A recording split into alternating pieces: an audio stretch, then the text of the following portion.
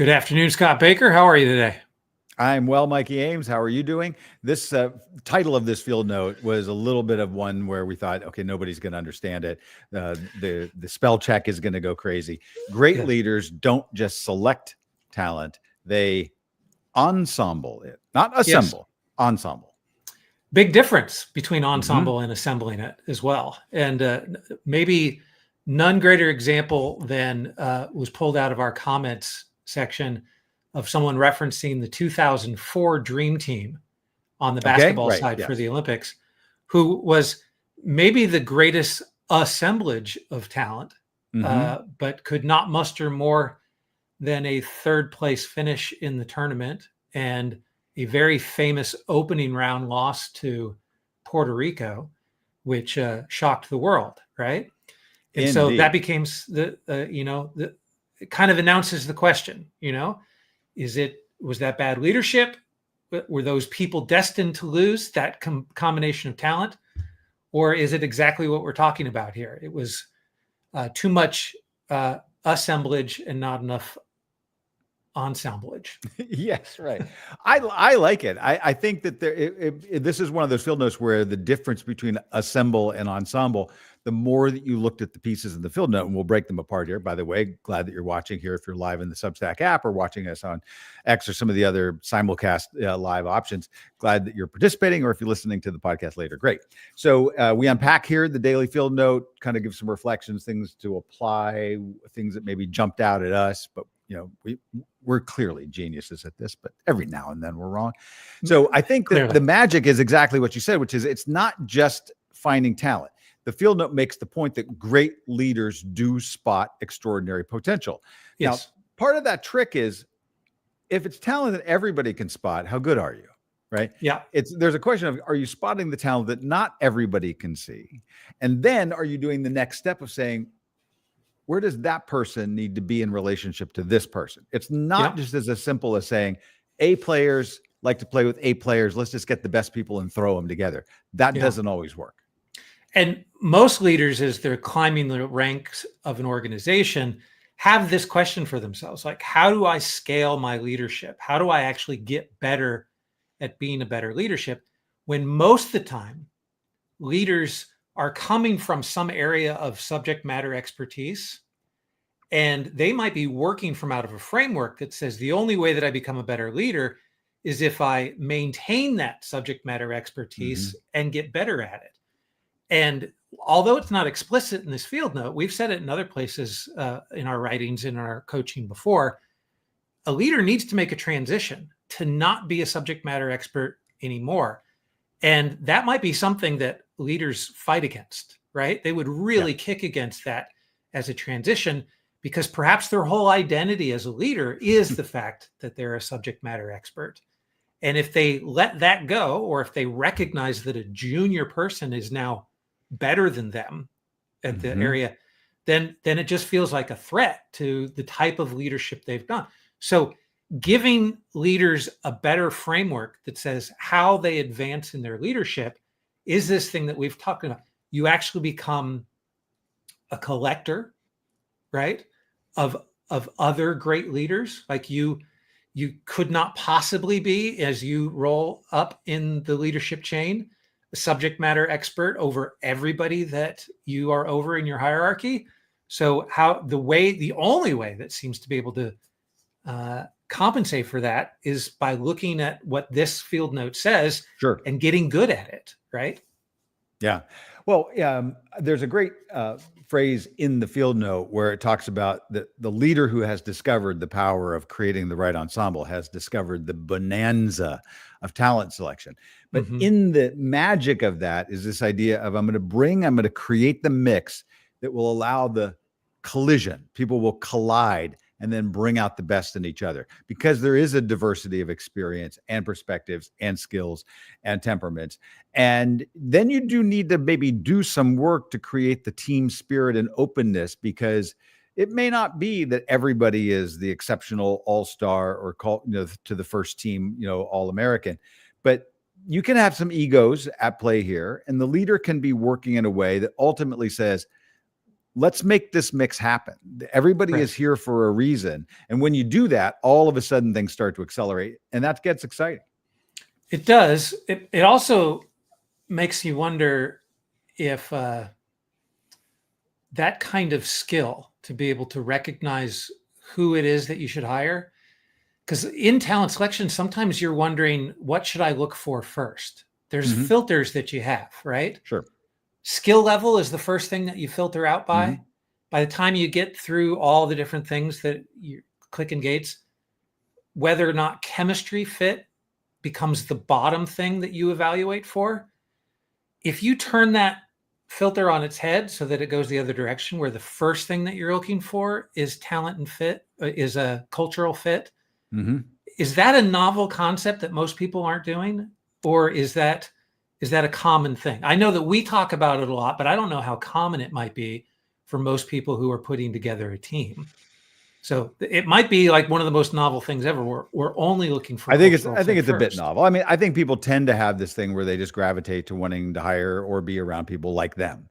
And there's a degree of commonality that we need. Even in relationships, they often say, well, opposites attract. But I think over time, and what the social sciences seem to indicate, is that you need a degree of similarity. Like, you Sure. may have some differences, but there needs to be some underlying shared values or interests or some temperament, sort of sync that's happening, or there's going to be some problems. But it doesn't mean that in doing this, there's not painful steps. And we talked about this the other day with the Oklahoma City Thunder winning the NBA Finals, that there you had a general manager who was like, I have a superstar that might be as good as Michael Jordan, but I'm actually going to have to destroy the team for a couple of years to allow this person to flourish so that I can Right. build the rest of the ensemble around them. Now, Right. others have tried that, and the folks at the Daily Coach pointed out that Sam Hinkie tried to do that with the 76ers and just got run out of town before that came to fruition later. Right. But are we willing to do that? Because the field note is saying to all of us this question. So you say, all right, what qualities, what style here would bring out an even stronger collective spirit for the team? It's a great question to be continually asking yourself. When I've heard this come up before from leaders, it's usually from the idea of like, I need to go through a whole generation of people on my team before they understand what I'm trying to do. And so it sounds very close to what we're saying in the field note today, but it's really about like, I need my people on the team, and they're making themselves like the center. Yeah, too much. Right. Yeah. And until they think of it. So someone else brought up in the comments earlier today about the idea of seeing teams like this fail because you're conducting. And if you're the center as the conductor, when that person is moved out and they think, oh, it's the strength of the team, a new conductor comes in and the team kind of fails. And it brings up a question for me that says, well, we might think of that as the strength of the leader, because once they're replaced, the rest of the team falls apart. But a really great leader will recognize not to put themselves at the center, right? Yeah. Where they will actually be like, this ensemble needs to perform without me. And so any kind of training that I'm doing, or any type of ensemble that needs to be able to carry this melody forward without me, right? Right. And so kind of in a lot of ways working themselves out of a job so that if they're replaced, it's not going to be a huge deal to the organization. But I don't know if that's like a 2% kind of thing. That's a very admired way because most of us, no doubt, want to leave our mark in a certain way on an organization or the way that a team works. And so we do put ourselves in the center, and we do end up, maybe handicapping what the team performs like without us there. Well, in a minute, I'm going to want, before we sign off for the day, I want you to explain what the hat means. So in a second, we'll want that. But I started to think about the obvious thing when you think about an ensemble. There's normally an idea of a cast or a musical group. We think of jazz ensembles. So when I was thinking about this today, I went to thinking about something I read that Ted Gioia wrote, the great music writer. Also big on Substack, has a couple of 100,000 followers. I know Ted a little bit. I've talked to him a couple of times. I actually got to go to his house once and look at his library of all of these crazy books. And he's really interesting, and obviously has a background as an MBA from Stanford and was a consultant. And what's interesting is and I brought reading material, and I tell you this will pay off. So in his book, How to Listen to Jazz, I don't think that he has written about this story in his Substack in years, like, or at all, because I think I looked for it once. So, but it's on page 170. And it's the difference between Duke Ellington and Benny Goodman. And there's a little backstory that he kind of talks about the nature of both of these bands. But he said that when he was a consultant, when he was out of Stanford, he learned about this from the consultant operation. They used it as an example, that Ellington's executive skills could be compared to Benny Goodman's, and the contrast was striking. Goodman was a perfectionist who was rarely pleased with the musicians he hired, burnt them out on intensity. Many left the band after only a short stint. Ellington's orchestra thrived, in contrast, because the boss didn't demand perfection, but instead built everything in the ensemble's repertoire on the demonstrated strengths of his personnel. The team flourished, and many members stayed on for decades. And he kind of says, well, look, this could also work probably in corporate environments, because Duke Ellington was able to maintain a very high level of excellence for 50 years. Right. And Benny Goodman couldn't do that. But that really speaks to whether or not you're creating a culture where you're at the center of it. Yeah. Even if you can disguise it with the idea of like, oh, I'm just demanding excellence. But in many ways, you're just making your taste the center of culture, right? Yes. Even if you've got great taste, even if everyone would agree you've got great taste, right? And a high standard of excellence, you're making it fall apart. You're not going to make it last more than a generation. The field note also makes a great point that the great leaders are always tinkering. They're always kind of like playing with the recipe. And think about what was happening here with Duke Ellington. If at that moment he's got a fantastic pianist, but his saxophone player is not kind of pulling, we're going to lean more to the strength of the environment here, right? Get the great sax player. We're going to lean in that direction. Whatever, and obviously Duke Ellington is a great pianist. But I'm saying he's going to say, well, what's the mix of what I have? I know what I would have thought I would have wanted to been doing with this team, but I need to actually make it that I have this exceptional mix that is doing this really well. Well, let's lean into that for a while.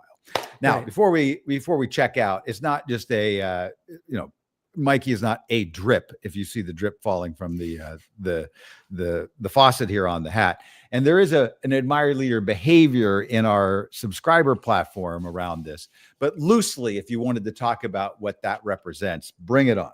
It just loosely, it talks about how we are susceptible to marketing that Timothy Chalamet is at the head of. That's all it means. We're just super. He was seen pliable, wearing this hat at one point, and I bought this hat for everybody on the team. But that's not it. No, we've been calling drip this notion of the way that we think about relationship building, right? And so drip becomes a metaphor that says, like a faucet. Now the metaphor might lack some elegance because drips can drive you crazy. Yeah. And drips are things that you technically want to fix. But we understand that the best leaders are people who can make conversations last for years. Mm-hmm. And the way that you can it's not the spigot. It's not always like, I got you for 3 hours at this lunch and I'm going to just bombard you and we're going to have this deep talk. It's, can you create a cadence? Yes. And so the cadence should be drip-like in the fact that maybe it's once a week, maybe it's once a month. It's definitely more than 3 times a year, right? Mm-hmm. But it's something that says, am I regularly looking to find things that I can share with others to keep that conversation alive?